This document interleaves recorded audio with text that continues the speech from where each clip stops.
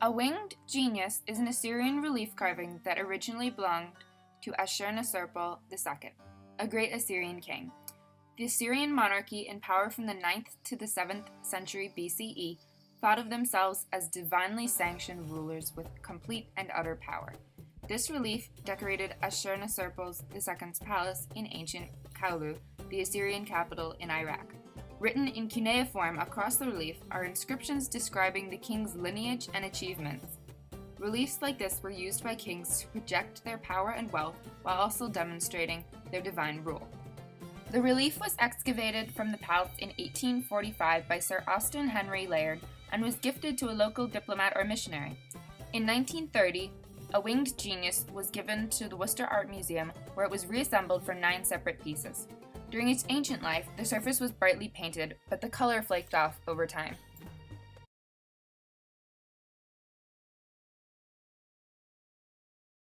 The stone carving, Prince Arkankar slaying his enemies, was created between 25 and 41 CE and characterizes the Second History Period, organization and reorganization of human societies. The subject matter shows the aggressive empirical expansion of the time. Prince Arkankar was one of the monarchs of the Meroitic civilization, which resided in the land of Kush along the Nile's bank. The Meroitic civilization is also known as the Nubian civilization. The work is a hybrid of Meroitic and Egyptian art, an outcome of the trading between Meroitic cities, Egypt, Greece, Rome, and the Near East. The carving is sandstone and reflects the absorption of outside ideas to serve local rulers and solidify their power. The carving was purchased by the museum and was thought to be part of a temple or palace wall, but its use is still unknown. Above the prince's sword is inscribed a cartouche with Arkankar's name in Meroitic hieroglyphs. The drinking contest of Dionysus and Heracles dates back to about 100 CE. It was discovered in an ancient villa in Antioch, a long-lost city that was one of the 4 great cities of the Roman Empire. The Worcester Art Museum, along with 4 other institutions, began excavating in the 1930s. From the first Roman period of the city, the floor mosaic depicts a mythical competition between Dionysus, the god of wine, and Heracles, a hero of ancient Greece. The subject matter of the mosaic, being Greek, reflects the Roman Empire's borrowing from other cultures. The Roman Empire was more of a mix of its conquered territories, cultures, ideas, and art, rather than an original culture.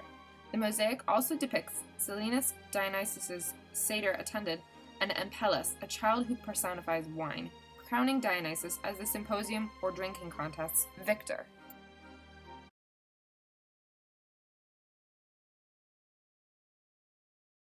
The Virgin and Child is an ivory statuette made around 1300 in Paris, France. The statuette is of the Virgin Mary, a prominent figure in Christianity, and her son, baby Jesus, the founder or creator of Christianity. Mary and Jesus are a very classic subject matter, and different versions of the two appear in every time period since Christianity began.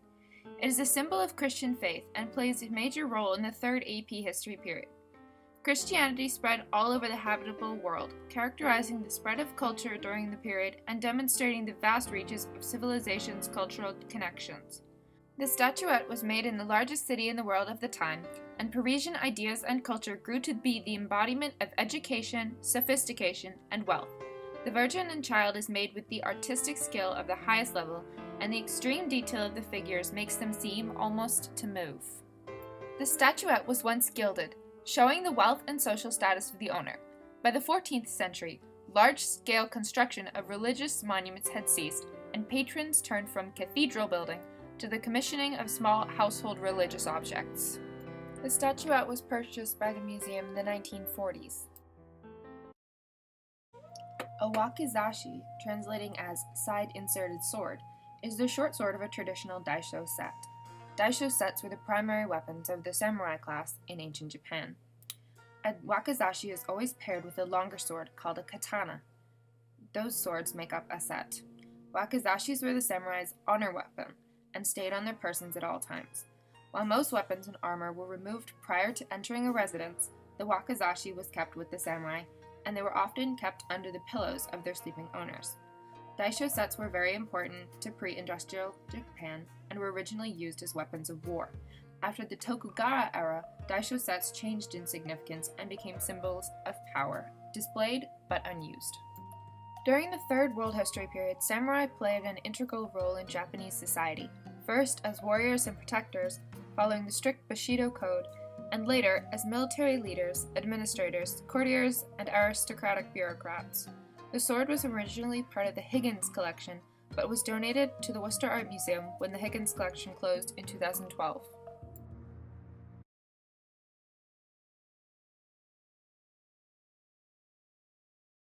Tiger and Dragon are both six-paneled screen paintings done by the brothers Tanyu and Naonobu Kano. Tanyu was the official painter for the Tokugawa shogunate, and he is regarded as the most skilled and versatile painter of the early Edo period. Both works are ink paintings and depict symbols of the Buddhist doctrine, the tiger and the dragon. The two animals are half of a set called the Four Dignities, mythical animals which represent various aspects of the Tibetan Buddhist faith. The snow lion and the Garuda are the other two animals in the set. The tiger symbolizes unconditional confidence, disciplined awareness, kindness, and modesty. The dragon represents compassion, protection from slander, power, and complete communication. Buddhism was a growing religion in the global interactions period and characterized the period in its spread across the Afro-Eurasian world. The museum received the two screens through the Harriet B. Bancroft Fund and partial gift of Robert H. Simmons.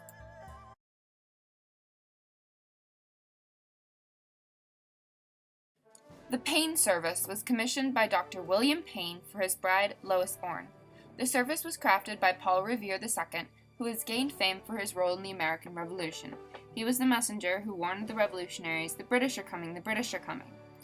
Though his midnight ride is his most known legacy, he was also a talented silversmith and crafted the Payne service in 1773.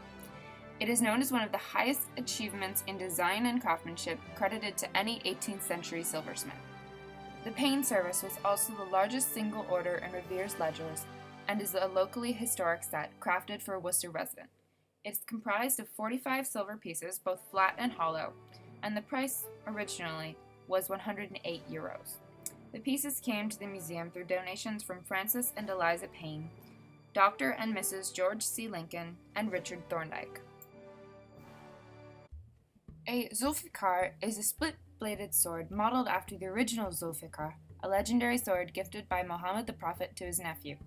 It is a Muslim weapon referenced in Shiite depiction of Ali ibn Abi Talib, Muhammad's nephew. He was the first young male to accept Islam and is also known as the greatest warrior of all Islam, Hazrat Ali, who performed miracles wielding Zulfikar.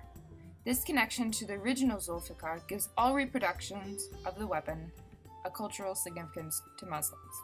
The sword has a 19th century Indian blade, but the hilt was made in the Mughal era of India around the 17th century. The sword was originally part of the Higgins Armory Museum collection, but upon its dissolval on December 31st, 2013, all the pieces of the museum were given to the Worcester Art Museum, including the Zulfikar.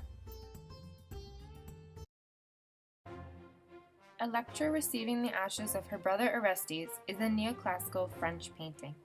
The neoclassical period was an art movement based in Western Europe that drew inspiration from Greek and Roman arts. It was painted by Jean-Baptiste Joseph Vicar for the French ambassador to Rome. The painting reflects the culture of the time period, as many Western European countries turned to the ideas, styles, and influence of classical civilizations for inspiration. The painting depicts a scene from Electra, a literature work by Sophocles. Orestes appears before his sister in disguise, pretending to be holding his own ashes. He returns to his home to avenge his father's murder, which was committed by his mother. The work was most likely painted after 1800, when the artist had settled in Rome. During this time, Rome was attempting to build itself into a world capital of knowledge, art, and Catholic glory. Artists from all over Europe, including Vicar, went to Rome to study the ancient masterpieces and Renaissance art, as well as paint for the papacy and wealthy clientele. Even with the advancement of industry during the Industrial Revolution, global connections were still made through ancient art and ideas. The painting was acquired through the Stoddard Acquisition Fund.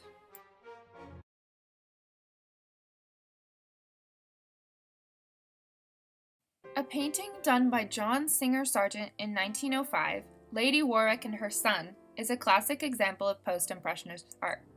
An American painter, Sargent studied and worked in England. He worked a lot with the landed gentry, a social caste which all but died out during and after World War I. Lady Warwick and her son was painted only 8 years before the start of the Great War, and offers a view into a long-gone Edwardian society. John Singer Sargent was England's leading portrait painter, but his popularity died down during the war because he did not paint with the artistic style of post-World War I Europe. He was regarded as a relic of the Gilded Age, and his work serves to remind of a culture torn down by war. The subject matter shows the changes taking place in the last AP history period, accelerating global change and realignments, because the extravagant lifestyle illustrated in the work hasn't been seen since the start of the Great World War. The painting was a museum purchase in the early 1900s.